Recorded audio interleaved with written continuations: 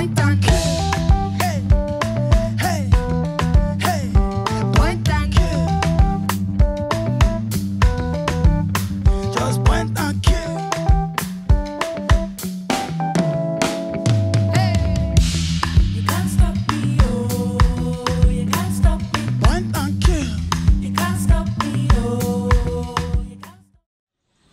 Bonjour à tous et bienvenue à ce café littéraire, 4e édition.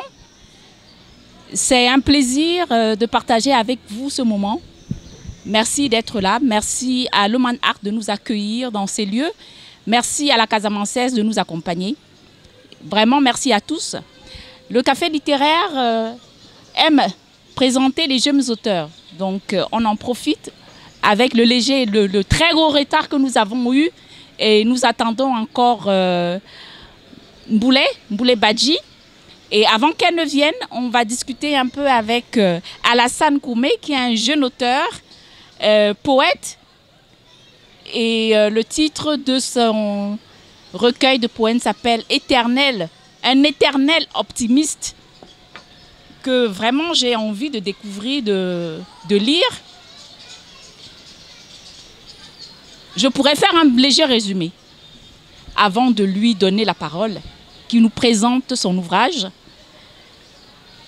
Un éternel optimiste est un assortiment de sujets chers à l'auteur. Ces thèmes indémodables sont électriques, mais suivent un fil conducteur. Les vers sont simplement écrits, sans fioriture, donnant ainsi un rendu sincère. Le niveau de langue est tout aussi simple, mais bon et efficace. Avec une lecture fluide, il y a de belles sonorités, pas beaucoup de métaphores, mais le rythme est quasi omniprésent. Malgré la sensibilité et la dureté de certains thèmes, l'auteur a réussi à donner un ton plus joyeux, montrant que la poésie n'est pas que mélancolie et tristesse. Elle donne envie de chanter la vie.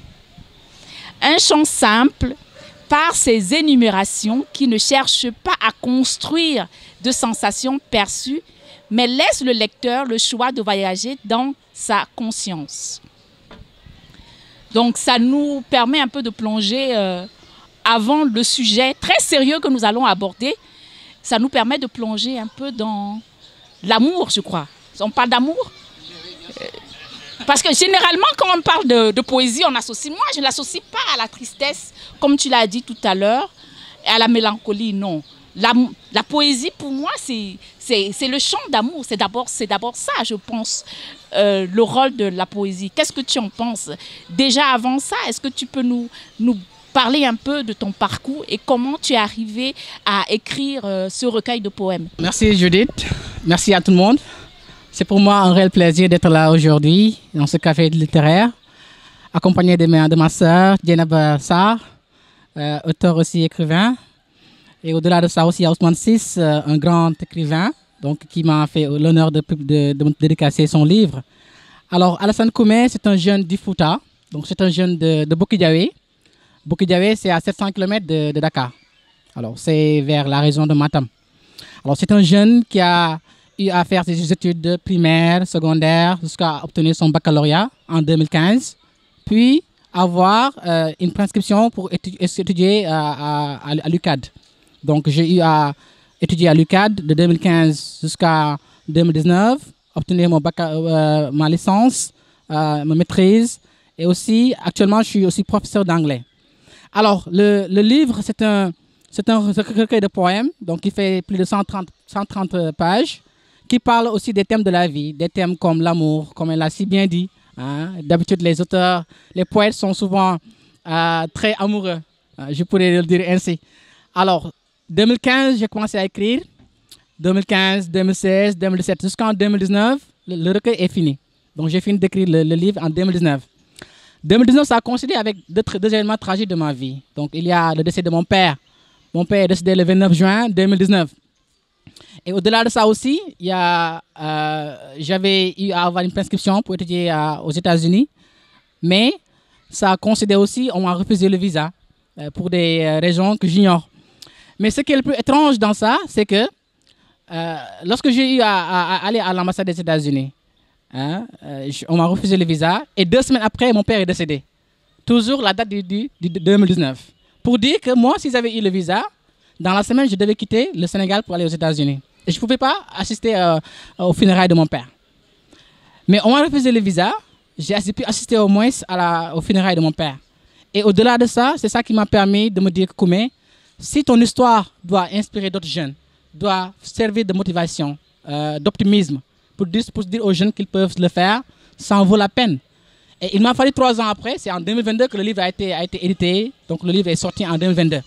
Alors le livre, c'est un livre qui fait la composition de 3 dates tragiques, donc 2015, 2019 et 2022. Le livre, c'est un livre qui parle de beaucoup de thèmes, donc des thèmes liés, comme je dis, à la vie, à la mort surtout, quand je parle de l'ange de la mort qui vient venir prendre l'âme de la personne sans la volonté de la personne, mais la volonté divine. Donc souvent je parle de ça, aussi de la prière, et aussi souvent je marque des événements comme les guerres mondiales, quand je parle de les guerres mondiales canaux.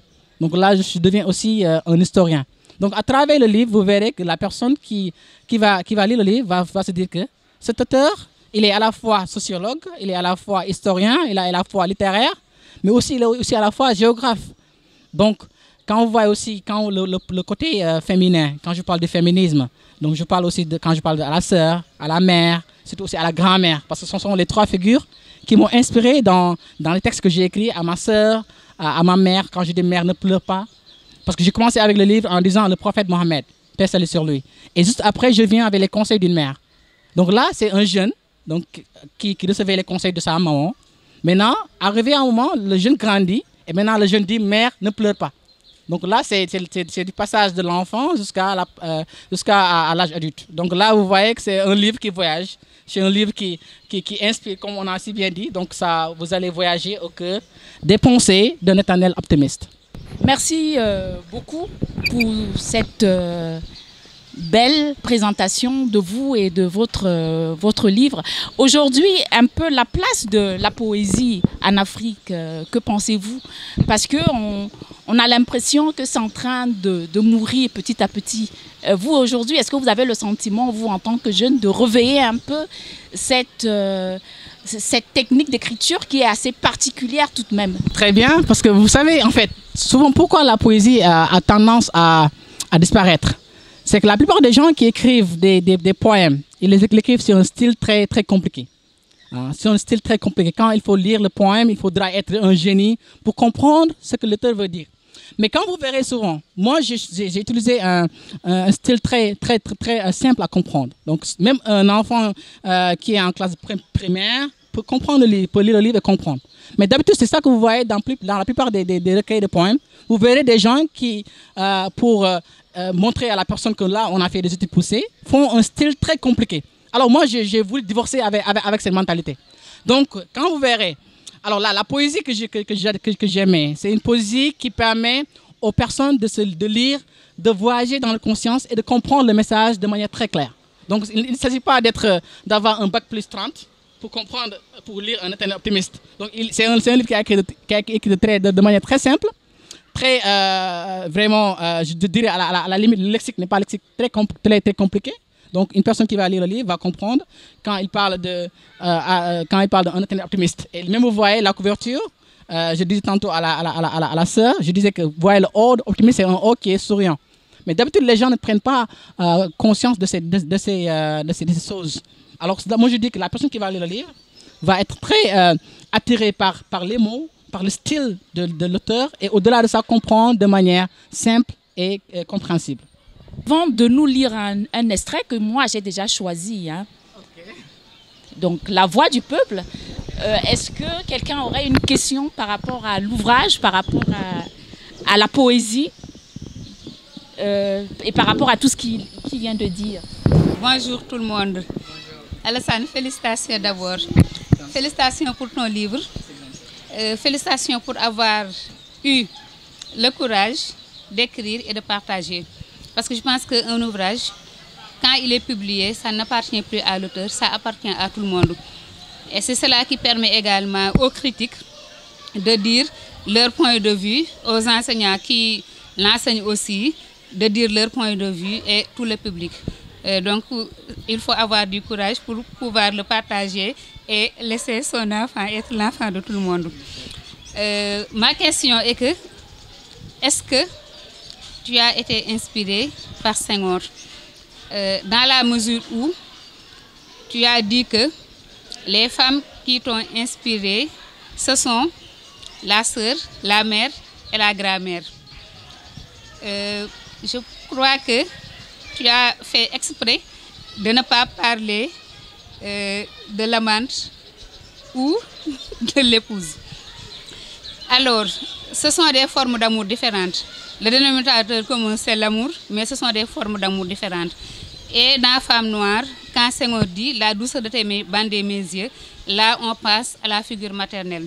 Mais quand il revient plus tard dire que je te découvre au cœur de l'été et du midi, celle qu'il découvre, ce n'est pas la mère, mais c'est plutôt l'amante. Maintenant, quand toi tu dis « mère, ne pleure plus », et ensuite tu avances, est-ce que maintenant tu as laissé l'amour maternel, l'amour de la sœur, l'amour de la grand-mère, pour ensuite parler de l'amour avec l'amante? C'est ça ma question. Merci. Je pense que ta question, elle est à la limite très interactive et aussi très touchante.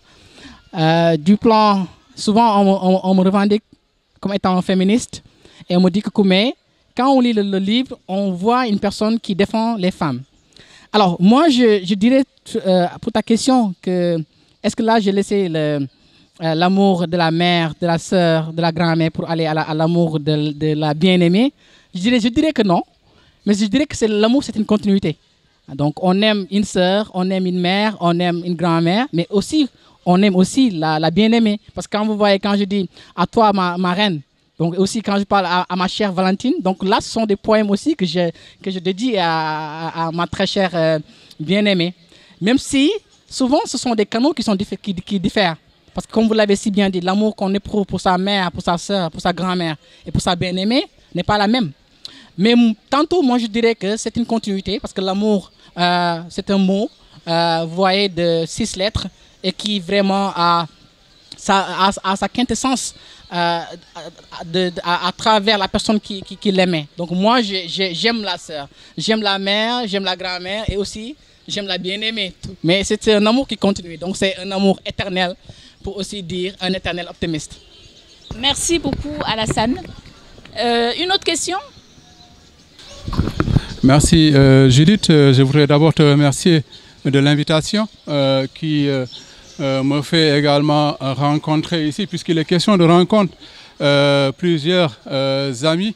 Je peux citer Ousmane, je peux citer mes sœurs Diana Bassar, Ndeko Doufal.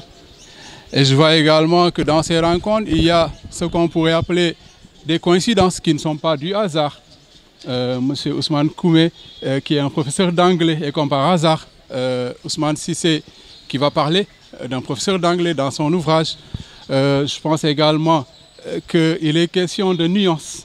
J'ai bien écouté ce que vient de dire le poète, qui est un chant de l'amour, qui parle également de mots simples à utiliser. Moi, je fais partie de ces gens compliqués par certains moments. De sorte qu'il m'arrive d'écrire dans un style un peu ésotérique, comme également il m'arrive d'écrire dans un style simple.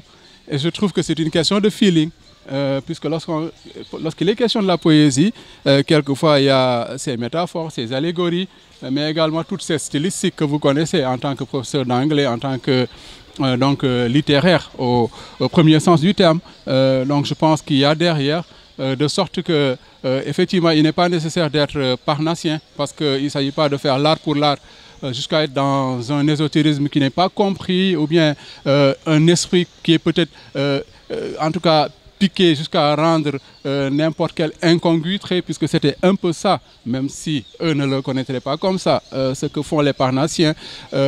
Il s'agit de délivrer un message qui est compris, qui est accessible, qui peut être traduit, qui peut être falsifié, Et je pense que c'est dans ce sens également que Ousmane, il est dans la nuance, en dépit de tout ce qu'il dit, hein, puisque quand je le vois, c'est un poète de l'amour qui aurait pu avoir un ouvrage dont la couverture est rose, mais il l'a mis en rouge bordeaux, comme le boubou, avec lequel il s'est vêtu.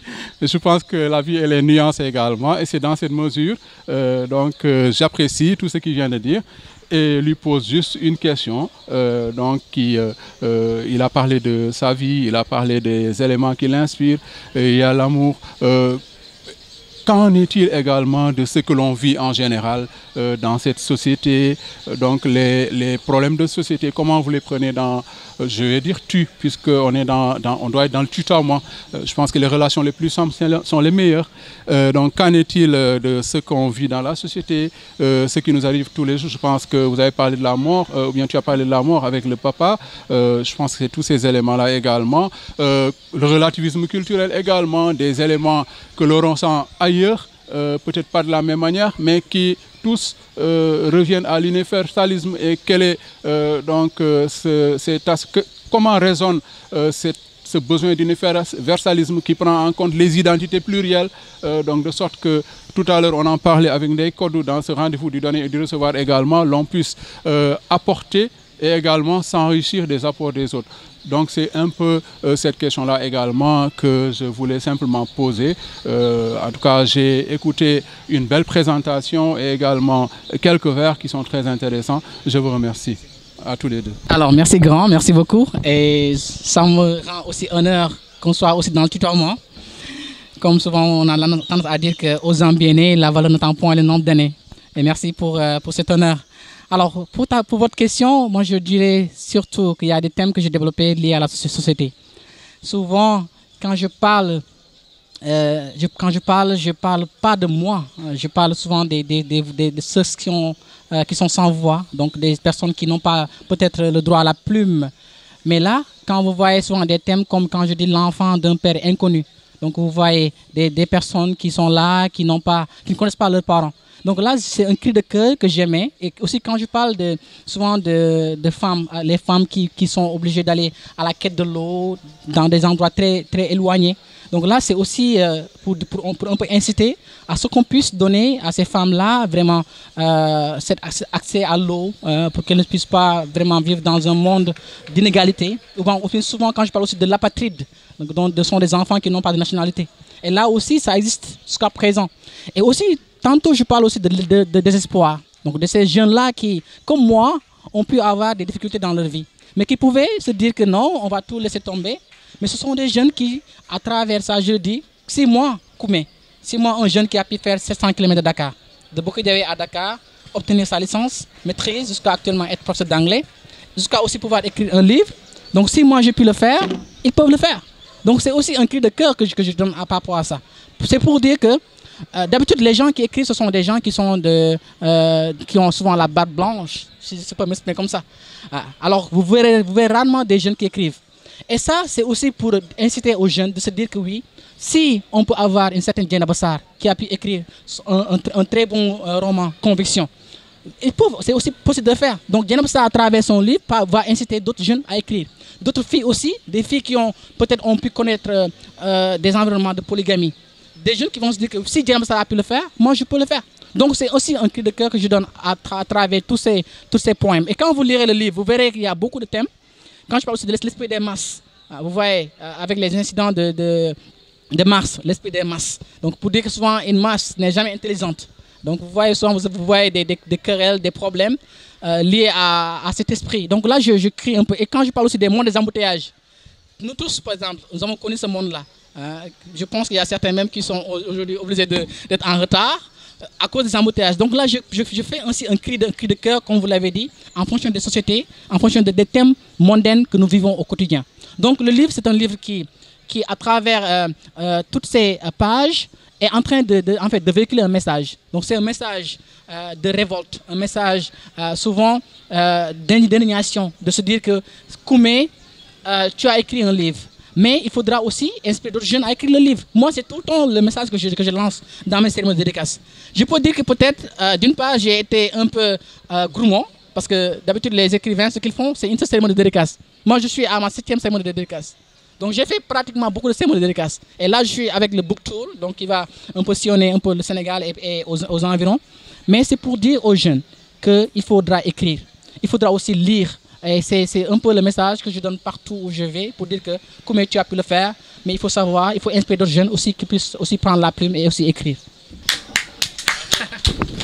Oui, j'applaudis parce que voilà, c'est agréable de voir un jeune parler aussi bien, être voilà, dans la conviction, savoir où il veut aller et où est-ce qu'il veut amener également les jeunes comme lui. Donc, sans transition, rapidement, j'invite Madame Fall, Monsieur Ousmane Ciss à nous rejoindre sur la table. Toi, tu ne bouges pas, on va continuer. On va mettre de côté Éternel Optimiste et on entame rapidement avec un autre thème qui est best-seller en Afrique. Quel modèle économique pour l'essor de la littérature africaine? Donc, on va discuter de ce thème-là tous ensemble.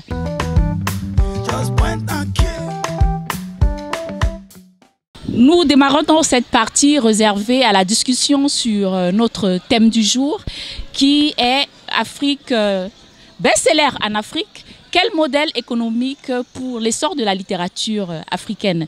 Donc c'est un modèle, pour moi, c'est un thème aujourd'hui qui m'interpelle déjà en tant qu'auteur qui a quelquefois des difficultés à vendre son livre. Je pense que toi, tu n'es pas dans les mêmes problèmes que moi, je suis sûre. Parce que toi, tu fais les tournées déjà dans... tu vois, dans tout le Sénégal, on n'a pas les mêmes soucis, je suis sûre. Donc aujourd'hui, pour partager avec nous sur ce thème, Monsieur Ousmane Ciss, qui est auteur, Madame Deykoudou Fall, qui est directrice de Edjo Édition, et celui qu'on a coopté à notre table également, ce jeune Alassane Koumé. Donc on va commencer tout de suite avec moi, ma préoccupation aujourd'hui, c'est déjà de savoir, Ousmane, toi qui as vécu un peu de l'autre côté, oui, où on parle beaucoup de best-sellers. Oui. Voilà. Comment toi tu analyses un peu la situation d'abord de l'autre côté? Et qu'est-ce qui fait en sorte que les best-sellers aujourd'hui, par exemple aux États-Unis, sont autant vulgarisés et autant médiatisés et aussi autant connus? Déjà, bonjour à tous. Hein. Donc, et merci Judith pour cette invitation. Donc, le thème est très intéressant et il est très cher à nous les auteurs, aux éditeurs et aux distributeurs. La question est vaste hein, et la réponse, si on veut être simple, elle pourrait être que le modèle qui est nécessaire, c'est un modèle qui permet de se développer. Parce que où est-ce qu'il y a des best-sellers? Dans les pays qui sont développés. Hein? Alors il y a évidemment autour de tout ça le marketing qui a une importance importante. Il y a aussi le nombre de lecteurs. Il faut qu'il y ait une demande, il faut qu'il y ait des lecteurs. On n'a pas une culture de la lecture, malheureusement en Afrique, contrairement à l'Europe et aux États-Unis, où à éducation égale, les gens lisent en général beaucoup plus. On connaît des gens à niveau, ici au Sénégal, d'éducation élevée et qui ne lisent pas, qui n'achètent pas de livres. Ils vont lire si on leur tend un livre, si on leur envoie un livre numérique. Mais d'eux-mêmes, ne liront pas. Ils préféreront les réseaux sociaux, YouTube, pour s'informer, au lieu d'acheter un livre. Alors, pour lire, il faut aussi s'isoler. Et ça, c'est difficile.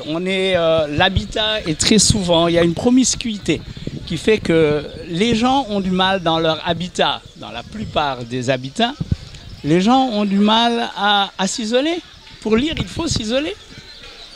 Et les gens sont aussi assaillis par les urgences. Parce qu'à partir de la seconde, les gens peuvent lire la plupart des livres de littérature qui sont produits en Afrique. Et ce n'est pas une question de qualité. Ce n'est pas une question de qualité, on le voit bien, parce que les auteurs africains ont parfois les meilleurs, ont beaucoup de succès en Europe, aux États-Unis. Ils gagnent des prix, parfois des prix prestigieux. On a vu Mbougar Sarr, entre autres, mais il y en a d'autres. Il y a des prix Redodo, il y a d'autres prix qui ont été remportés par des auteurs africains. Donc la qualité est là. Et il y a une véritable richesse parce que les auteurs africains sont des auteurs pluriculturels, des gens qui parlent plusieurs langues. Et donc, il y a une touche vraiment particulière dans leurs romans. Ils explorent des avenues culturelles et littéraires que l'on ne retrouve pas ailleurs, qui sont vraiment inédites. Donc, le problème n'est pas la qualité. Le problème, à mon sens, c'est vraiment qu'il y ait une demande. Pour qu'il y ait une demande, il faut qu'on vulgarise le livre. Il faut que les gens... il y a beaucoup de choses, il faut stimuler cette culture de la lecture. On peut mettre avant, je vais donner quelques exemples, quelque chose qu'on pourrait faire. On pourrait mettre en avant la lecture par des séquences de placement de produits dans les séries télévisées au Sénégal et en Afrique qui commencent à prendre un essor considérable. Donc ce placement de produits, on pourrait aussi dans les journaux faire apparaître ces livres par des pages ou des pages avec des affiches de livres et puis d'autres vecteurs.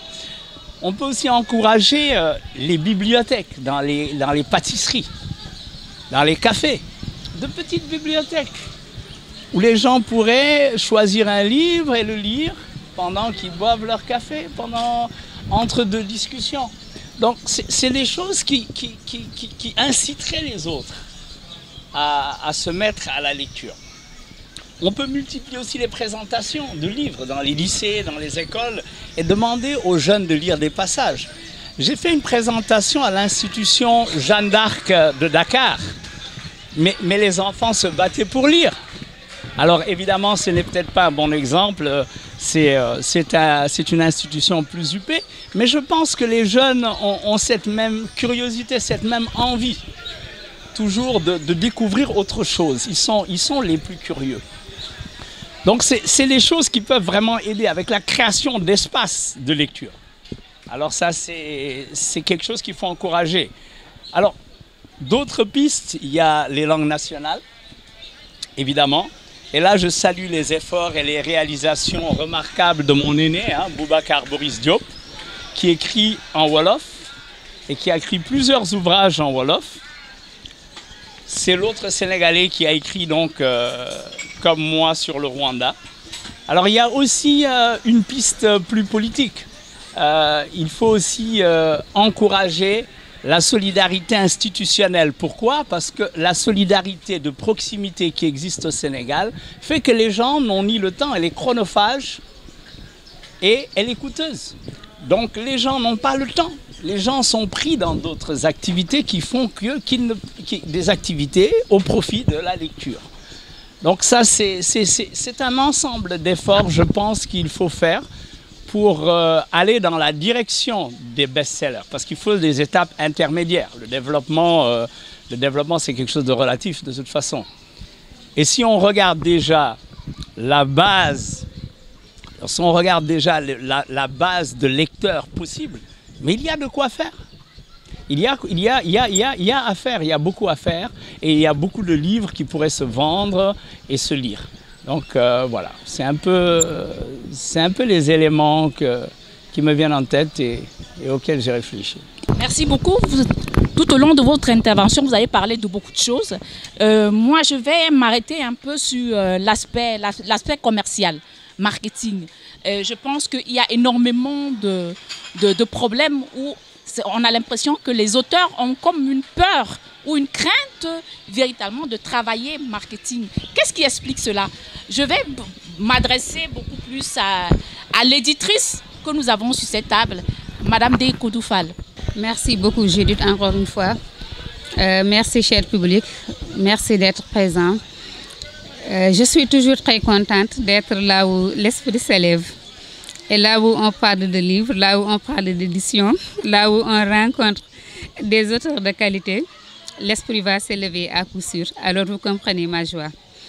Judith, merci. pour l'initiative et merci pour l'invitation. Le livre est très important. Je pense parler de l'importance du livre pourrait être un thème parce que la lecture permet d'acquérir des connaissances et des informations. C'est également un moyen de dialoguer un auteur, d'enrichir son vocabulaire et de lutter d'une certaine manière contre la violence. Parce que je crois que ceux qui sont les personnes qui sont, ou bien les lecteurs, ils ont beaucoup de mots, donc ils peuvent dialoguer et ils sont plus enclins à la conciliation. Là où il n'y a pas de mots, là où on ne peut pas dialoguer, vous verrez que les coups de poing volent très vite. Et voilà. Donc, je pense que la lecture a cette vertu, une certaine manière de lutter contre la violence. Pour en revenir à ta question, en me présentant tout à l'heure, tu as dit directrice d'une maison d'édition, Edjo Édition. La précision est importante. Edjo est une maison d'édition en langue nationale. Nous avons choisi de nous spécialiser dans les langues nationales. Comme Ousmane vient de le dire il y a un moment, les ouvrages dans les langues nationales également sont importants, très importants. Parce que nous sommes dans un pays où les langues nationales sont comprises presque par tout le monde. Et donc quand vous vous adressez à une personne et que vous voulez que cette personne comprenne ce que vous êtes en train de lui dire, il faut lui parler dans la langue qu'elle comprend. Et nous avons vu également qu'il y avait beaucoup d'ouvrages ou bien beaucoup de manuscrits qui étaient écrits en langue nationale et qui peinaient à trouver preneur. Donc nous avons voulu participer à l'environnement lettres dans les langues nationales que nous avons créé Edjo. Comme Ousmane vient de le dire également, ou Judith, Edjo a été créé par l'écrivain Boubacar Boris Diop. Et parfois, on vous pose la question, pourquoi une maison d'édition en langue nationale? Je dis que cette question devrait être posée à ceux qui éditent dans d'autres langues que les langues nationales, dans la mesure où une maison d'édition doit être en corrélation avec la langue ou les langues qui sont parlées par les populations à proximité. Donc, je crois qu'en principe, normalement, les maisons d'édition devraient être en langue nationale. C'est ça qui est normal, c'est ça qui est naturel. Mais puisqu'on a été colonisé et le colon nous a montré ou bien nous a appris que seule sa culture est bonne, seule sa langue est bonne, seule sa civilisation est bonne, et certains l'ont cru et l'ont suivi dans cela. Et comme le disait Cheikh Anta, le mal que l'occupant nous a fait est profond. À cause de ce mal qui est profond, on jette ou bien on veut jeter ce qui nous appartient. Ce n'est pas une bonne chose. Alors, le livre, à l'origine du livre, il y a l'auteur. Parce que si on parle d'éditeur, si on parle de distributeur, si on parle de libraire, il faut d'abord qu'il y ait un livre. Et avant le livre, il y a l'auteur. Donc l'auteur, je pense qu'il se situe au centre. Il est en amont, il est en aval. Mais l'éditeur joue un rôle également fondamental. Parce que c'est l'éditeur qui est l'intermédiaire entre l'auteur et tout ce qui gravite autour de la chaîne du livre. Je dis chaîne parce que ce sont des acteurs qui sont nombreux, mais qui ne peuvent pas le plus souvent, qui ne peuvent pas aller les uns sans les autres. Si Ousmane a son manuscrit et qu'il ne trouve pas preneur, peut-être le livre ne sortira pas ou bien ça va sortir à compte d'auteur.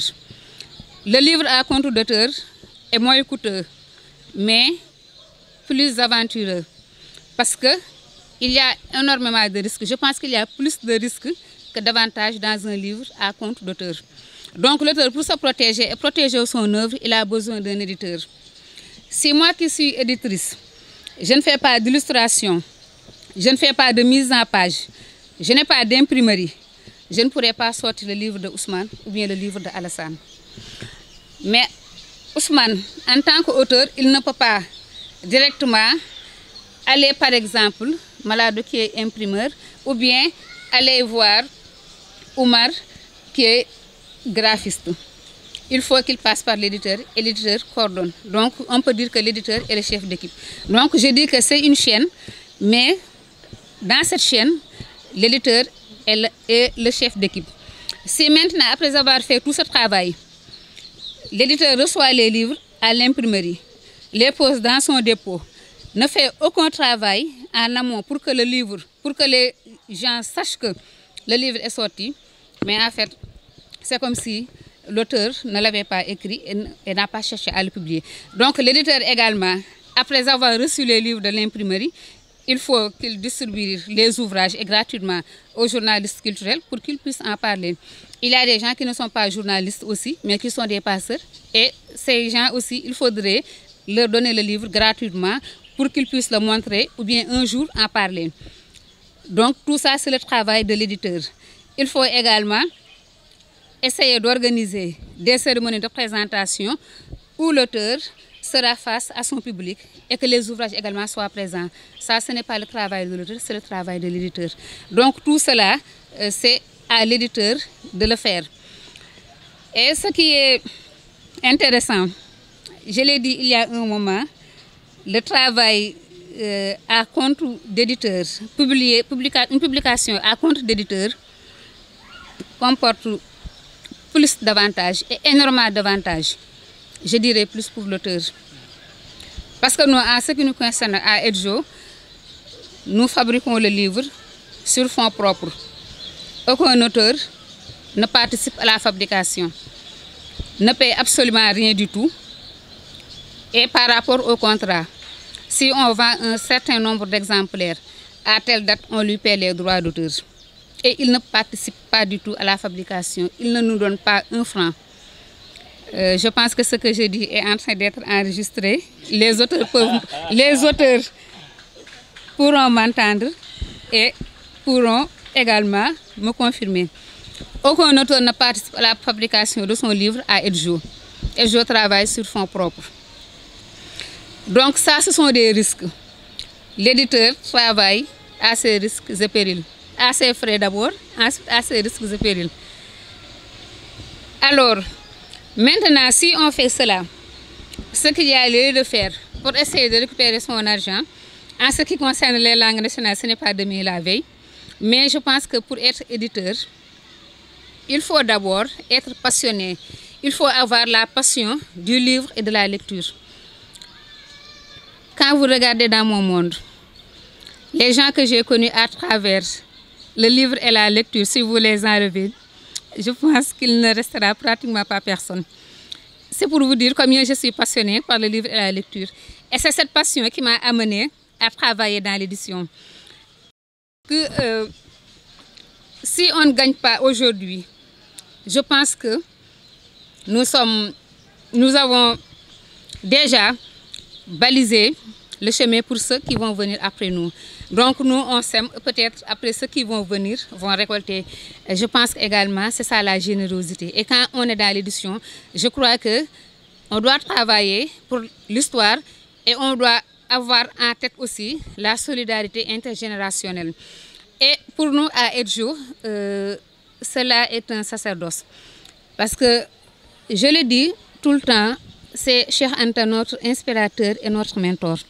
Je pense que quand Cheikh Anta théorisait l'importance des langues nationales en 1954 à travers son ouvrage Nation, Nègre et Culture, si on l'avait écouté, je suis presque sûre que personne ne me demanderait pourquoi votre maison d'édition est spécialisée dans les langues nationales. Parce que ce serait ce qui est normal et ça passerait comme lettre à la poste. Alors si aujourd'hui nous sommes là, je dis que c'est grâce à Cheikh Anta. Et si Cheikh Anta n'avait pas tenu en compte cette solidarité intergénérationnelle, nous n'en serons pas là aujourd'hui. Donc puisque nous, on nous a donné, nous devons donner également, on nous a donné, on a emprunté, il faut prêter encore. Si on a contracté une dette avec Cheikh Anta, il faut la payer avec les autres. Et donc, c'est comme si on sème. Et quand on sème, on ne va pas semer et ensuite venir s'agenouiller et dire graine, il faut que tu te développes, il faut que le fruit sorte, il faut la quête soit. Donc ça ne se passe pas comme ça. Il faut semer et ensuite aller faire autre chose. Il faut faire preuve de patience. Maintenant, effectivement, nous travaillons pour l'histoire, nous avons en tête la solidarité intergénérationnelle. Mais si nous continuons avec ce que nous avons, à sortir des livres et que les livres ne se vendent pas, mais il va arriver un moment où on ne pourra plus faire de livres. Il y a quelqu'un qui disait que les artistes ne doivent pas être là à parler d'argent, à parler de gains, à parler de salaire, etc. Il faut qu'ils fassent leurs œuvres, etc., etc. J'ai dit, OK. Mais les artistes, quand même, ils dînent chaque soir. Ou bien ils déjeunent chaque midi. Et dans une année, il y a 365 jours. Si chaque jour ils doivent sortir, si chaque jour ils doivent dîner et qu'ils n'ont absolument rien, mais il faut qu'ils dînent quand même. L'éditeur aussi, il faut qu'il sorte des livres. S'il n'a pas les moyens, il va arriver un mois où il ne pourra plus sortir de livres. Et donc, il faudrait, ce que je crois, il faudrait faire en sorte que les livres sortent et soient accessibles. Pour cela, on a besoin d'être soutenu. Il faudrait que la politique du livre, la politique de la lecture, soit davantage prise en compte, mise en exergue. Dans ce sens, je salue le travail que la direction du livre et de la lecture fait. La direction du livre et de la lecture fait un travail très très important en soutenant les éditeurs, donc d'une certaine manière en soutenant les auteurs. Parce que si un éditeur veut sortir un livre et qu'il n'a pas les moyens et que la direction du livre, à travers le ministère de la Culture, lui octroie un fonds, il peut faire, même si c'était un livre, c'est déjà bien. Ça contribue à faire connaître un auteur ou bien à faire connaître un livre. Et comme je l'ai dit tantôt, le livre, lire un livre, c'est acquérir des connaissances et des informations. Je vais m'en tenir là pour l'instant. Merci. Madame Fall, mais j'ai comme l'impression que ma question à moi n'a pas été répondue. On a beaucoup parlé, il y a beaucoup d'informations qui ont été données.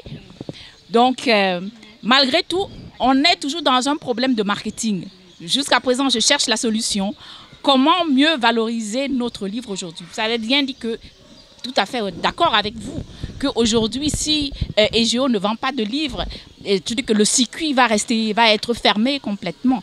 Mais concrètement, quelle est la stratégie à mettre en place selon vous? Ça nous permettra de pouvoir un peu tirer le modèle économique. Mais avant, je vais d'abord m'en poser un peu une question à vous, mais par rapport, lui, avec l'Harmattan. Parce que malheureusement, l'Harmattan, même à la fin, ils disaient qu'ils allaient venir, ils n'ont pas pu venir.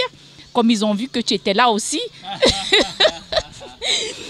Donc, quelle est la stratégie, par exemple, avec l'Harmattan, mise en œuvre pour justement mieux vendre votre poésie? Alors, ça, peut-être, c'est une question qu'il faudra poser à l'éditeur. Moi, je suis un auteur qui fait la promotion de mon livre. Et moi, la stratégie que je fais pour vendre mon livre, donc c'est une stratégie purement réfléchie. Donc, je suis un jeune parce que je me dis que pour faire la promotion, il faut avoir de l'énergie, il faut avoir de la force. Donc moi, j'ai écrit mon livre en 2015. J'ai commencé en 2015, 2019, je l'ai terminé. Et en 2022, ça a été édité. Le livre n'a pas encore fait 1 an, mais le livre a voyagé le monde. Et ce qui a fait ça, c'est que j'ai pu apprendre des écrivains avant moi. Parce que je me dis qu'un écrivain doit savoir apprendre avant, pendant et après. Alors, qu'est-ce qui a fait que j'ai pu apprendre des auteurs avant? Avant, les écrivains, ce qu'ils faisaient, ils écrivaient. Et il laissait l'œuvre voyager. Donc, il n'avait pas un coup de pouce qu'il donnait à l'œuvre. C'est-à-dire qu'il écrivait et il attendait à ce que la maison d'édition fasse le travail de publication, de promotion, de tout et tout. Mais je me dis que c'est une tactique qui n'est pas très, très, très bonne, par exemple. Parce que la maison d'édition, c'est un investissement qu'ils font. Donc, quand ils voient ton livre, ils essaient de voir comment est-ce qu'on peut gagner à travers ce livre. Toi, tu as tes idées, tu as des compétences, tu as des connaissances, tu les mets dans un livre. Maintenant, eux, comme l'a si bien dit Nekoudjou, donc ils vont éditer le livre. Donc, c'est-à-dire qu'il y a ce qu'on appelle les ISBN qu'ils vont te garantir, donc pour protéger ton livre. Mais je pense que le travail nécessaire, c'est à toi, l'auteur, de véhiculer le message. Et moi, comme l'a si bien souligné un de nos confrères, moi, j'essaie tout le temps de ressembler au livre. C'est-à-dire que ce que l'écrivain écrit, il doit aussi le ressembler. Il doit, à chaque fois qu'on le voit, on doit voir l'image du livre. Quand vous me voyez, je suis habillé en rouge, bordeaux et blanc. Peut-être c'est la couleur du livre. Et ça, il y a des gens qui vont le savoir. Parce que je me rappelle la première édition que j'ai fait, c'est mon dédicace. J'avais aussi un costume rouge bordeaux et chemise blanche avec qui cravate rouge bordeaux. Donc, c'est pour dire que dans la vie, il faut tout le temps appuyer son livre. Parce que quand on dit, l'auteur, il écrit, et l'œuvre fait sa vie. Et pour que l'œuvre puisse faire sa vie, il faut que lui accompagne son enfant. Parce que c'est un enfant qu'on a produit. Donc maintenant, l'enfant, comment est-ce qu'on va le suivre? Parce qu'on ne peut pas avoir un enfant et le laisser à lui seul. Donc c'est à l'auteur, pratiquement et principalement, de véhiculer le message de son livre.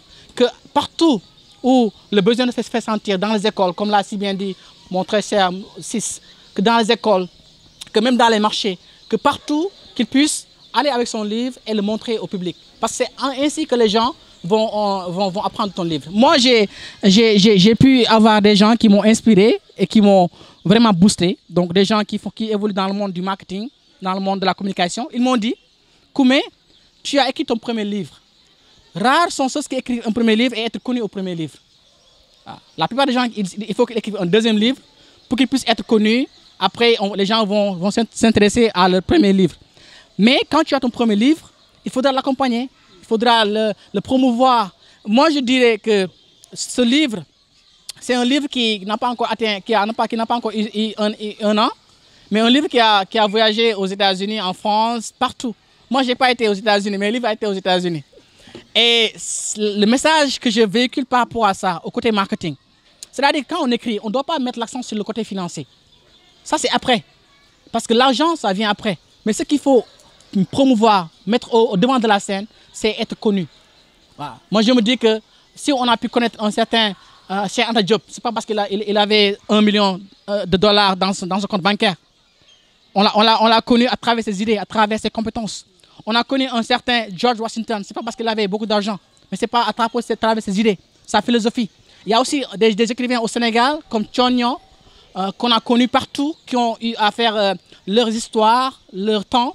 Et c'est à nous aussi, écrivains, comme éditeurs, qui sont aussi dans la classe de marketing des affaires, parce qu'ils sont là pour l'argent. Maintenant, nous, auteurs, qu'est-ce qu'on doit faire pour faire savoir à nombre des gens notre livre et qu'est-ce qu'il parle? Parce que moi, à ce que je dis un éternel optimiste. Et je n'ai pas dit l'éternel optimiste. Parce que sinon, ce serait trahir ma philosophie. Sinon, ce serait si moi seul je suis le seul éternel optimiste. Mais là, je dis qu'à toute personne qui va lire le livre, il est un éternel optimiste. Merci. Alors, pour revenir aux stratégies de vente de livres, en ce qui concerne Edjo, avant de sortir un livre, si on est presque vers la fin de la fabrication, on fait des communiqués de presse pour l'annoncer, pour dire que tel livre de tel auteur qui parle de tel sujet sortira à telle date. Et on s'arrange à ce que cette date, le livre soit disponible. Et quand le livre sort, on distribue aux journalistes culturels pour qu'ils puissent en parler. On fait également des cérémonies de dédicace. Comme je viens de le dire, des rencontres entre l'auteur et le public. On fait également un peu le tour des émissions littéraires où l'auteur est invité pour parler de son livre. Tout cela fait partie de la promotion. Puisqu'on a également un site et une page Facebook, on utilise les réseaux sociaux pour faire connaître le livre qu'on a publié. Il y a également le ministère de la Culture à travers la direction du livre et de la lecture. Si par exemple le livre a été subventionné, il y a un pourcentage pour la direction du livre et la direction du livre va prendre ces ouvrages pour les distribuer dans les centres d'animation culturelle, donc dans les CLAC. Ça permet aux bibliothèques régionales et aux bibliothèques des écoles et des lycées d'être en possession de ce livre et de pouvoir les lire. Quand on voyage également avec le ministère de la Culture voyage avec les ouvrages qui ont été subventionnés par le ministère de la Culture. Et là, on les montre durant le temps où il y a un salon ou bien une foire, ou bien un salon ou bien une foire. Et à la fin, ces ouvrages seront laissés à l'ambassade du pays où on était. Par exemple, si on va en Tunisie ou bien si on va en Côte d'Ivoire, les ouvrages que le ministère de la Culture présente à la fin de ce salon ou bien de cette foire, ces ouvrages seront destinés à l'ambassade du Sénégal dans le pays où nous avons été.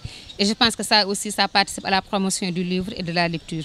Et donc, en gros, c'est comme cela que nous faisons pour faire connaître le produit, pour que ça en parler, pour que ça intéresse les gens et éventuellement, après avoir été intéressés, que les gens puissent acheter. C'est important que le livre soit acheté parce que si personne n'achète, on ne peut pas payer des droits d'auteur, on ne peut pas fabriquer encore un autre livre. Donc, c'est dans l'intérêt de l'auteur, mais surtout de l'éditeur que le livre soit vendu parce que c'est l'éditeur qui a investi son argent. Donc, l'éditeur doit tout faire pour que le livre soit vendu. Par exemple, en ce qui concerne Koumé, si vous partagez un groupe WhatsApp avec lui, vous connaissez le livre. Et je pense qu'il est en train de faire une grande promotion, une diffusion, une manière de faire connaître le livre. Il en parle. Moi, je pense qu'il en parle même, peut-être beaucoup. Parce que s'il dit tout, en fin de compte, tu vas connaître le livre sans l'acheter. Mais il faut toujours acheter un livre parce que c'est important. En tout cas, moi, en ce qui me concerne, c'est vrai que maintenant, il faut aller vers le livre numérique. Il faut y penser, il faut y aller. Parce qu'on dit souvent que les gens ne lisent pas, les gens ne lisent pas. Mais moi, je pense que tout le monde lit. Depuis le temps que nous sommes là, je pense que personne n'est resté 10 minutes sans ouvrir son téléphone. C'est peut-être répondre à un message ou bien lire un message ou bien regarder un site d'information, etc. Donc peut-être il faudrait aussi penser à amener le livre vers ce support parce que la finalité d'un livre, c'est que ça arrive au lecteur. Donc il faut faire en sorte que le livre arrive au lecteur pour que le lecteur puisse le lire. C'est important. Mais je pense que il n'y a rien de tel qu'un livre papier. Moi, en tout cas, j'ai envie vraiment de tenir le livre, de le feuilleter, de l'ouvrir, de sentir l'odeur du papier. Et donc, voilà, ça, je pense que ça n'a absolument rien à voir avec l'écran. Je pense que j'ai répondu. Tout à fait, c'est ce dont on parlait tout à l'heure avant de commencer ce café littéraire, parce qu'il y a effectivement un retour vers l'élément papier qui se fait aujourd'hui, parce que la littérature en ligne a tout de suite été très médiatisée, vulgarisée, où on a voulu emmener un peu tout le monde vers ce sens-là. Et aujourd'hui, on a avec nous Moukat Distribution, qui est Mboulé Badji. Elle est de Moukat Distribution. Et pour moi, pour ma part, aujourd'hui, en tant que distributeur,